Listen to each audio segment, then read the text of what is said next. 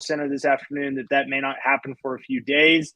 But the warrant is out there for his arrest with misdemeanor charges of reckless driving and racing in connection to the tragic events that took the life of Chandler LaCroix and Devin Willett. All right, Palmer, I'm going to stop the broadcast because something's going wrong. We recorded all that, but no one is watching.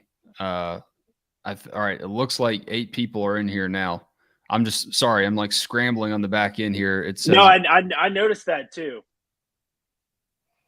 All right, we're live. It's gone live now. So we'll post this after the fact. I don't know what y'all saw and what you didn't.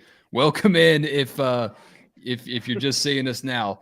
Hey, listen, I spilled a glass of water all over my desk like 2 minutes ago. This is we're off to a rip-roaring start here. So Palmer read the statement that Jalen Carter shared on Twitter, and Jalen seems to believe from his statement that he will be exonerated of any criminal wrongdoing. That's what he said. Look, guys, I don't know what's going to happen next for Jalen Carter, what's going to happen next for Georgia. I know a lot of people want to solve those problems. We don't work for Georgia's administration, and we can't solve them. There are ways to go about it and probably to make things a little bit safer, and maybe that means you have to take some car keys away from players. But what I do know is it's just sad, man. It's sad for Devin's family. It's sad for Chandler's family. I don't know what Jalen Carter did. Maybe he panicked in this thing. Maybe we'll learn some facts and details that show that he actually did the right thing, or maybe we'll learn that he did panic. I mean, I don't know. We don't know what happened. We just know that the warrant for his arrest was out there. I just can't escape how tragic this is, and these developments don't make it any easier. Not even a little bit. I think most of us, I hoped against hope that this wasn't alcohol related. Obviously it was. I mean, 2.5 times the legal limit is a lot. Listen, a lot of people have done that.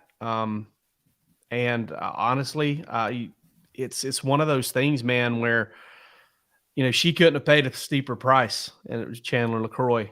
She couldn't pay any steeper of a price. And Devin Willett also paid a price for that as well. And, there's so many what ifs in this situation, and it was senseless. And it does appear that there is a situation at the University of Georgia. I don't think it's a cultural problem. I don't think it's systemic.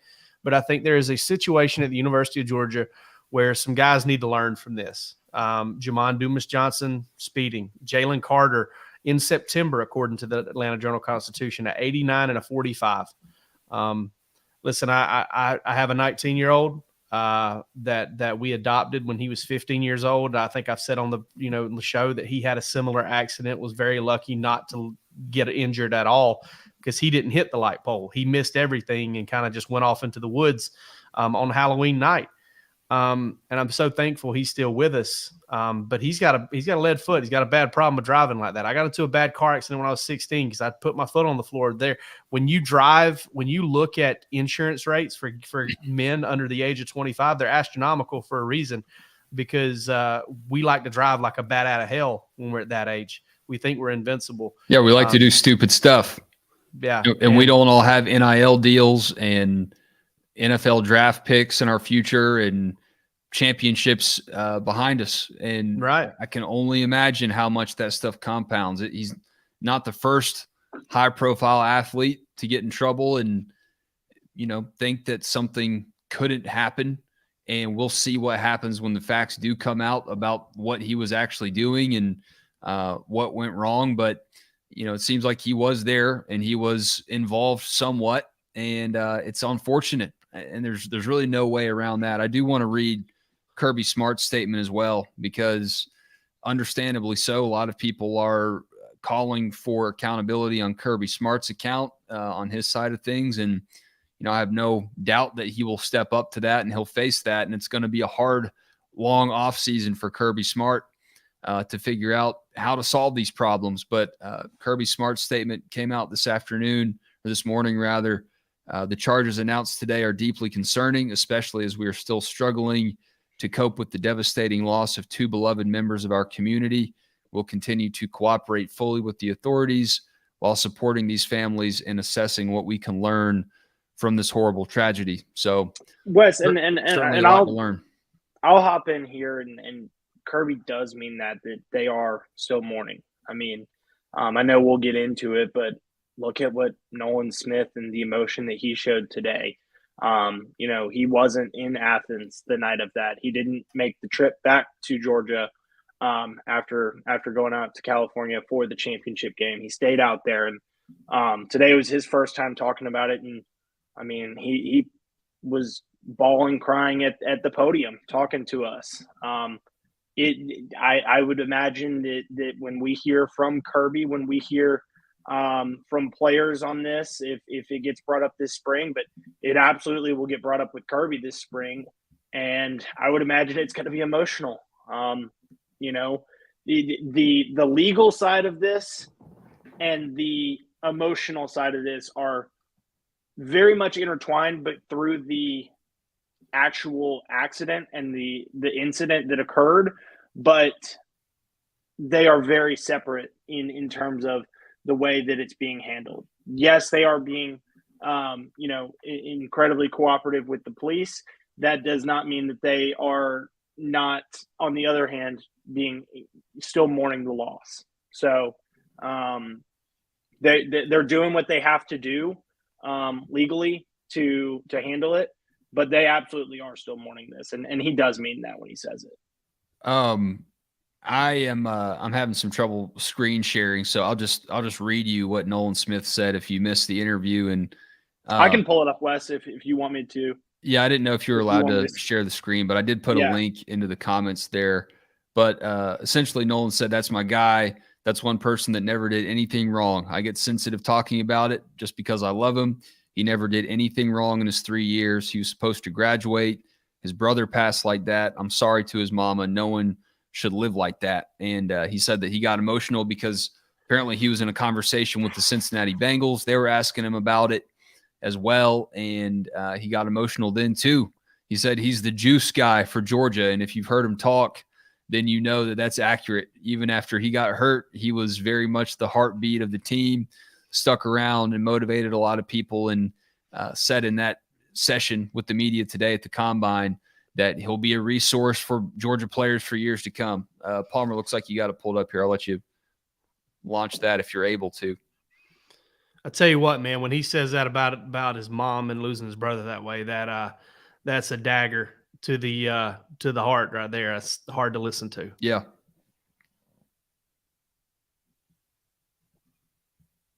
Well, yeah, I can't hear it, Palmer, but we've got gremlins tonight, fellas. It's fine. It's just one of those nights. It happens. We'll get through it. But the fact of the matter is, this is just what's happened this offseason. That's how it's gone for Georgia. And they've got the NFL Combine to look forward to. And on the other hand, they've got a lot of legal hoops and problems, questions to answer. And there are a lot of dots out there from that night and from Georgia's players. Jamon Dumas-Johnson with his own charge, racing, speeding the night after the national championship, like we said. And we're not banging on these guys. We're just telling you what happened. And when there's a pattern, when there are repeated offenses like this, you got to wonder what's going on. Why is it happening, and what will be done to fix it? So that's what we're going to be looking at all offseason, alongside looking at the NFL draft, the Combine, and looking at Georgia spring practice. It's pretty surreal to think about all of these things going on at the same time, but that's the reality for the Dogs right now. And you mentioned the Combine, and it's unfortunate that this will take away from some of what Georgia did on the field, because rather than media members asking about their 2 straight national championships, asking about their favorite plays during those runs and whatnot, they'll be asking about Jalen Carter and character issues, and, bigger program-wide issues. This is the story of the Combine, and I have a very hard time imagining anything that would overtake that. And we are in day 1 of 4 for media. This isn't just a Georgia player there that got in trouble. This is the projected number 1 pick. I mean, no doubt it's going to be the story of the Combine on day 1. And afterwards, after everything went down with Jalen not showing up to the interview, again, I don't know if that was included in our live stream or not, but Jalen was scheduled to meet with the media, and that got called off. An NFL spokesperson told us that he was still he and 5 others were still in medical testing. Whether, take it for what you want there. But Jalen Carter did not speak with the media. But after that was supposed to be the last media session with players for the day. That obviously didn't occur, but we did hear from NFL GMs and head coaches, a couple of them this afternoon. Majority of them talked on Tuesday, but a couple of them spoke today. And pretty much everyone was asked in some way, shape, or form, either directly about Jalen Carter or indirectly about players and their off-field issues and how they handle that as a part of the draft process as well. Well, Jake, I want to make a couple points here real quick, though. Malik Savage over here in our comments talking about having players follow the rules. I get that sentiment. I really do. We're talking about 2, maybe 3 guys out of 85 on scholarship and 110 on the entire team. Most of the guys are. It sucks that some guys kind of got a little wild behind the wheel. Again, I'll point to the fact that, if you're under 25 years old, they charge you an arm and a leg for insurance for a reason. Those guys are just prone to being that way. I drove like a maniac when I was that age, still do sometimes, I'm not going to lie, but not reckless driving or anything crazy like that. I want to mention something else too, and this offseason has taught me to respect a comment that I kind of had some criticisms for at the time and then softened up on a little bit later. And it was made by Mark Richt when he said rings collect dust. And it was about the relationships and it was about the bonds formed. And listen, I know why that comment was criticized. I think it was taken out of context. You were talking about a guy having a tender moment with a bunch of seniors. I'm sitting here my second straight off season with Georgia winning a national championship. And, it couldn't be kind of the furthest thing from a lot of our minds right now. Last year it was kind of ridiculous. Most folks were just kind of pissed off that Stetson Bennett was coming back and didn't think that Georgia could repeat. And then he comes back and does it. This year, we're learning that Georgia would trade both of them for the lives of Devin Willock and Chandler LaCroix. And there are bigger things in this sport of football. And one of those bigger things, in my opinion, is these football players at the University of Georgia realizing that they're not invincible. And listen, this is not just a Georgia thing. I mean, Henry Ruggs, pulled, a stunt like this in the NFL, and it was bad. It was Georgia's situation could have been that bad. It wasn't. I mean, some people lost their lives, but Ruggs took the life of somebody else. And I'm not trying to make comparisons here, but this is something that I really, really hope and pray. And if you pray too, you should do it too, that people learn from this, not just Georgia players, but players in the area, players not in the area, high school players, the 16-year-olds that are going to be coming to drive here soon. I hope everybody learns from this, because ultimately, this could have all been avoided. And Chandler LaCroix and Devin Willock and Jalen Carter. Jalen Carter could be getting ready to be the number 1 pick, and he could have a couple of friends to text when it happened, and he doesn't. And it breaks my heart. And, I just hope everybody learns from it. And obviously I hope Georgia cleans up some of the protocol issues that went into this. People talk about Georgia has a cultural problem. No, Georgia has a protocol problem. Somebody kind of, broke protocol or there wasn't enough oversight there. And there was a vehicle involved. I have a hard time believing it wouldn't have happened in another vehicle. But as of what we understand right now, and I do have a little bit of information here from behind the scenes, it does look like this is kind of very much near the finish line of where this thing is going. And the fact that Jalen Carter was not charged with leaving the scene suggests that he, was at the scene, and unlike what the AJC reported, even though I thought this final report of theirs, or this most recent report of theirs, of Carter shifting his narratives, was important. And I think Carter's going to have to answer for that, and we'll see how it works out. Yeah, that's what I was alluding to when I said, maybe he panicked, and people panic, man. I mean, look, I'm not excusing whatever happened if anything illegal did happen, but people panic. People don't tell the truth. People fib. People get nervous. And when you look at what he had on the line as a human, I mean, it makes sense. It's not crazy to think. The one thing that I want to make a note of before we move on and actually talk about the rest of the combine. This is a high pressure deal that these players sign up for when they play at Georgia. And that is not the way to blow off steam. No doubt about it.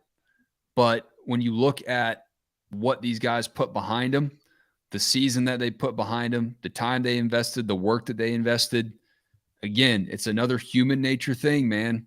You won the national championship. You're on top of the world. You got a few weeks before you had to really start thinking about work again. You think you're invincible. I mean, it's tragic. And I expect that Georgia will be reaching those heights again at some point in the next few years. And as you said, Jake, hopefully, prayerfully, the protocols are much safer and in line for everybody, so this never happens again. Jake, you did write today about the feedback that you heard, that we heard, and Palmer, that you heard as well, from some coaches, from executives at the combine. What's the general sense there? Is it we don't really know enough yet, or is it already kind of altering how these people are thinking about Jalen Carter? I think everybody seems to be in fact-finding mode. I think, and listen, everybody's going to do their due diligence. And some people are probably going to be turned off by it a little bit, and some aren't. I'm really interested to see. All right, what's Jalen Carter basing all this off of? What did they get wrong? What's going to be his rebuttal here? Because he's going to have to turn himself in. I think that's going to be the first, shoe to drop there. And then, from there, what is he going to have to kind of be able to, go on his side? I mean, or is that just kind of the stock answer that everybody gives whenever they're accused of something? Because we've seen it time and time again. People say, I will be exonerated, and exoneration doesn't really come that easily. So I'm wondering if he's got some proof or some stuff to kind of, use to defend himself on this. Yeah, and I'll be very curious to see what March 15th in that Georgia Pro Day looks like. Is he in attendance? Yep. Is he working out like he had originally planned? Is he answering questions from the media? I mean, that's typically not all that organized of a media event. It's kind of more, scrums that just occur. You get what you can get. Yeah, I mean, Wes, I remember me and you talked to Quay Walker last year, just the two of us, as he was kind of walking out of the building. Just waiting for people to leave. Yeah. Yeah. So, what does that day look like? What does March 14th, the day before that, and the start of spring practice look like? How many people, who all is in attendance, and what is said by Kirby and UGA in an off season that has included lots has occurred since the national championship. Yeah. Jake, you nailed it, man. It feels like the furthest thing possible. It really does seem like an alternate timeline. It's just crazy. Looking ahead, so what's the schedule this week, Palmer? D linemen, linebackers working out tomorrow? So tomorrow morning, so today we heard from defensive linemen and linebackers. The way it works is the schedule for these guys is that they arrive, they do some team meetings and meetings with the NFLPA and stuff on day one. Day two, they talk to the media, continue with team interviews. Day 3, they go through on-field workouts, more team interviews, and then and their measures. And then day 4, they do bench press and depart from Indianapolis. So today was day 1 for the defensive linemen and linebackers. They'll take the field tomorrow. We will hear from today was day 2 for those guys. Day 1 with dealing with the media. We will hear from defensive backs and specialists tomorrow, while linebackers and defensive linemen go through their on-field drills. That second group of DBs and specialists take the field on Friday, and that's when we will hear from, in the morning, quarterbacks, receivers, and tight ends. That group works out on Saturday, when we will hear from running backs and offensive linemen. And then running backs and offensive linemen close out the combine for us on Sunday. NFL Network will have coverage 3 p.m., 3 p.m., 1 p.m., 1 p.m. Over the course of those 4 days. And we will have you covered from the interview sessions in the morning with those 12 Georgia players, 9 more to go. What are you looking forward to the most? Which interview now? I mean, all this stuff is probably going to change. I mean, every player is going to have to answer different questions than they were originally going to have to answer now. But outside of that narrative, who do you want to hear from the most? I mean, Stetson is always going to be the answer. Even before this, Stetson is probably going to be asked his own questions about off-field things and his arrest that occurred in Dallas. There's going to be questions for him that come from that. And so, you know, that was always, even if you include the off-field stuff, Stetson was the answer. If you exclude that, Stetson probably is still the answer. Just the questions that he will be asked, the quotes that we know he gives. He's a good interviewer. See how he's been coached up on how to answer the questions about himself and how he's gotten back to work. I mean, there's been some workout videos. The gremlins are just relentless tonight. I can't share any videos, but you've seen the videos more than likely of Stetson working out now in Dallas, putting some considerable zip on the football. I mean, he really does have an opportunity now at the combine, and I don't know what his Georgia Pro Day plans will be, but he's got an opportunity to put some of that stuff behind him if he can show what he's been showing in these videos at the combine, connecting with receivers. It's a big few days for him. Yeah, big few days. The on-field workout that I'm looking forward to the most would be, I'll give you one on both sides of the ball. And I guess my answer changes on defense. I was really looking forward to seeing Keely Ringo work out. That's one that I think has always people have always had circled because he's a freak. There's a freak on the offensive side of the ball, but 6'7" and plays tight end that I'm looking forward to seeing in Darnell Washington. But I will add in now, given today's interviews and the answer that he gave, I'm really looking forward to seeing Nolan Smith back in action. I mean, so the season-ending injury end of October. He is not going to bench press this week. But I asked him, I said, hey, you're not going to bench press. Are you going to work out on the field, or are you going to save that for pro day? He said, no, man, I'm a football player. I'm here to play football. I'm going to work out on the field. I'm really looking forward to seeing that. Dog. Yeah, look, Jake, can you put into words what it was like the first time you saw Darnell Washington in person? It really does not do it justice, even on television. When you see the guy out there compared to big dudes, sometimes on the TV, you don't realize how big those dudes are, and they look normal. I tell you what, man, a mountain of a human being. It would have caught me a lot more off guard the first time I saw him in person if I didn't see Isaiah Wilson a lot more in person. Isaiah Wilson is the most hide the sunshine person I think I've ever met in my entire life. Both him and Ben Cleveland. Georgia had them on the same team, which is, outrageous, I think. And then they had Ben Cleveland and Darnell on the same team in 2020, I believe. So, I mean, they've had some big dudes, man. And I'll tell you another dude that was like that, Devin Willock. Devin Willock was that kind of dude as well. I mean, Georgia's had a lot of big ones, Massive. but watching Darnell move in person, I think is the main thing, is like watching him get in the open field, watching people try to tackle him, somebody try to tackle him low, he hurdles. He's a special player. And, if he can get in there and bust, if he can break 4.7 in the 40, or I think maybe if he can break 4.75 in the 40, I think some teams are really going to like him. And, all this talk about Todd Monken, right? And Todd Monken possibly drafting Stetson Bennett. I've said I don't see that happen. I still don't. Talking to some people, I get the impression that if Todd Monken has a chance to draft Darnell Washington, he'll draft Darnell Washington, because those two, that is a guy, Darnell, that Todd Monken loves. An offensive tackle that can catch the football and is allowed to do it. Yeah. That's a big one. I mean, he could take Darnell and Kenny McIntosh in the same draft potentially. Yeah.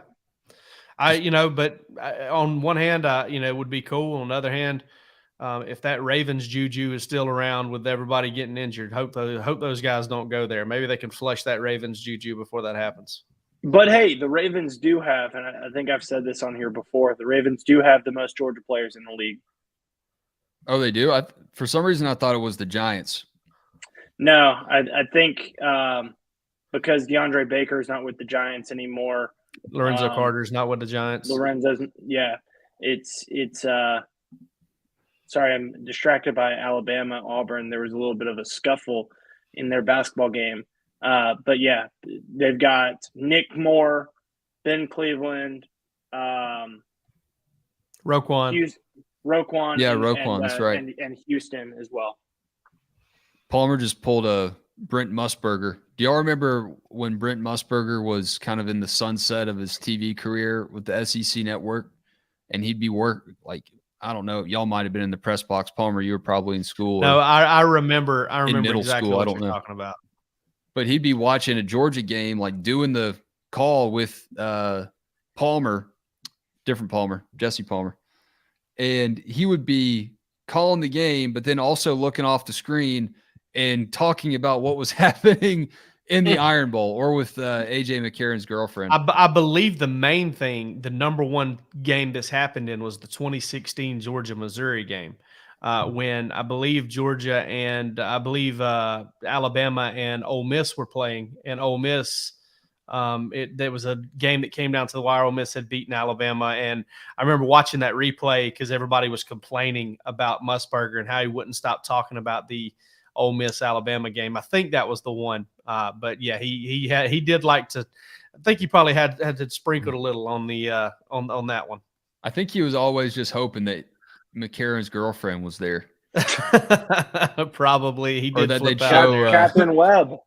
that Webb was there. That they'd show the Alabama quarterback's fiance. Well, look, something that's always worth looking at is Breaking Tea and this collection of Georgia apparel, T-shirts, sweatshirts, hoodies, and coffee mugs as well. Glory to the champions. Look, if the vibes around Georgia right now are not great, and if we're not really talking as much about the national championship as we'd like, at least you can wear the national championship vibes on your chest. Check out Breaking Tea. There's always a link to the store in the show description.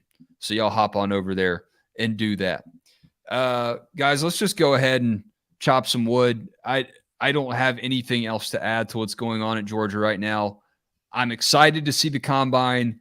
I am not excited to hear all of the interview portions because Palmer, they're all going to sound the same. But I know you're going to bring some great coverage back and reporting back some great stuff, beaming it up to the DawgsHQ satellite and sending it back down to us. It's going to be a good week for the Dogs yet again. And I'll just chop wood about that. Look, Georgia ran the NFL Combine last season. The off-field stuff will be present. It will be prevalent. It will be difficult for those guys to deal with. And I know that they're all figuring out how they're going to approach it. But on the field, as they work out and as they show what they're made of physically, I'm ready to see Kenny McIntosh. And he's been the guy, and Palmer, you've written about him recently too. Jim Nagy just pointed out how good he is at pass blocking. Daniel Jeremiah said he needed to work on his pass blocking. So I guess we'll actually see what Kenny McIntosh is made of when some of these drills pop off. But he's really buried on this list of NFL running backs. I know it's a deep class. I know there's a lot of talent there with Jahmyr Gibbs and Robinson out of Texas. But Kenny McIntosh did a lot of special things for Georgia. They knew how to use him, and that was an NFL offensive coordinator that knew how to use him too, and they did a pretty good job with it. So I'm excited to see Kenny Mack. That's what I'm chopping wood about this week as RBU gets to represent itself yet again in Indianapolis. And Georgia knows how to do it. They know how to win there. They know how to do big things. Do y'all think he is a day 2 or a day 3 pick? I think he's got a good chance to go on day 2. It's really going to do. I think it really depends on how he runs, because if he goes out there, in my opinion, if he runs out there and he posts, something George Pickens like, just in terms of him running a couple tenths faster than maybe you think he can, I'm kind of expecting mid 4.5s, high 4.5s. If he goes out there and runs like a low 4.4, I think he could probably go second round, and he might be able to, because then all of a sudden you start looking, oh man, he can return kickoffs. He can do some pretty special things for you. But like I've said, that 1,333 yards in 15 games last season total, pretty special season for a guy who never really carried the ball 20 times in a game. Oh yeah. He didn't have more than a lot of tread left on those tires. That's really going to appeal to an NFL team. You're right. Yeah. Until this season, he didn't even hit 100 carries in a season until this season. And I believe Del McGee said that he had the best running back hands as a pass catcher since Swift, and DeAndre Swift could snag it. Yeah. No, I agree with y'all. I think he's going to be a day 2 pick, but there was some discussion on our board about that, and wanted to see what y'all thought there. And one thing that I'll add is listening to Daniel Jeremiah's comments on this running back class is there is, and I may have said this on the last show, we're mixing up all the days here, but it's a very deep running back class, and there's a good chance that there's a run on running backs at some point. Try saying that 3 times real fast. Well, there are a lot of free agency moves going on at running back too, and it's already such a tenuous position. It's like musical chairs, man. Yeah. So I think that's where Kenny has a chance that when a team decides probably in those first 2 days that they, want their running back, and other teams realize, hey, if we're going to get one of the guys at this position, we got to take him here in the next 5 to 10 picks. I think that's where Kenny's got a good chance. He's not the number 1 running back in this class. That's Bijan Robinson. I wouldn't say he's number 2. I think Jahmyr Gibbs is a stud. But I think he's got a chance to be a top 5 to 7 running back in this class. Okay. That's what he should be. We'll see if he actually goes there. I mean, a lot of the mock lists and running back rankings that I've seen have him anywhere from like number 11 to number 12 or 13. And maybe it's just the local bias because I see him every week. But seems like he would stand out head and shoulders above some of those guys, but who knows? Yeah, it kind of has the feel of maybe like a Dameon Pierce from last year that had a really good year for the Texans. I think that, again, I really do think it's going to come down to that 40 time, because if he comes in there and he's quick, I mean, it's like Zamir White last year. I think Zamir helped himself quite a bit by going in there and running a great 40. And Zamir's not as multi-talented. I think he's a better runner, like a better, true runner of the football, but he's not a multi-talented back like Kenny McIntosh is. I'll go ahead and chop wood on the fact that we're at March 1st. Georgia starts spring practice this month. Georgia's going to start spring practice 13 days, basically 2 weeks from yesterday. We are exactly 2 weeks away from Georgia Pro Day. It's going to be a fun 5 weeks. I'm ready for it. Got a quarterback competition coming up, a real one that we kind of get to witness and unfold, or kind of cover and step by step. That's going to be a lot of fun. I'm ready to get back to it. I know that I'm ready to get back to kind of seeing ball and kind of covering the team that I cover, and not having to do kind of all this off field digging and criticizing and opinion and all that stuff. I want to do some reporting and tell you what I see with my own eyes, because I honestly, Palmer, I hadn't seen a practice since 2021. Only thing I've seen is yoga. Otherwise, well, it helped Brock Bowers. It helped Brock Bowers to do yoga before the Peach Bowl. He got limber. Jake, you keep bringing up the 40 times, and we could have discussed this on the show, and I'll just ask y'all this. Any predictions on the 40 times? Any bold predictions? No, Robert Beal had one today. He thinks he's going to run in the 4.5s. I like Broderick Jones to do something freakish. I think Broderick Jones, it's not going to, I don't think it'll be a huge deal for an offensive tackle. Not going to surprise me if Broderick Jones puts up a Jordan Davis, Devontae Wyatt type number. I'll take Stetson. I'll take Stetson as my 40-yard dash guy that if you pay attention, it won't surprise you if he has a good time. But if he goes out there and blisters the turf, people are going to be talking about it for a couple days. So I'll go with the mailman. Just go time him on his run against Auburn. And you can probably get a 40-yard dash somewhere in there. Game speed, baby. There was some talk during the season about him hitting some GPS number like 20, 21 or something like that, I thought. Yeah, I remember that vaguely. All right. So enough about this. I'll get to my chopping wood. I am chopping wood about Nolan Smith and the walking, talking commercial that he is for UGA. Today, great interview session. Just hearing from the national folks, the NFL people that are around, they were blown away by Nolan. For the UGA folks that are here, it was a normal interview session with Nolan. And that says a lot about how good he is. Time in and time out. This guy is great with the media. You can tell he cares.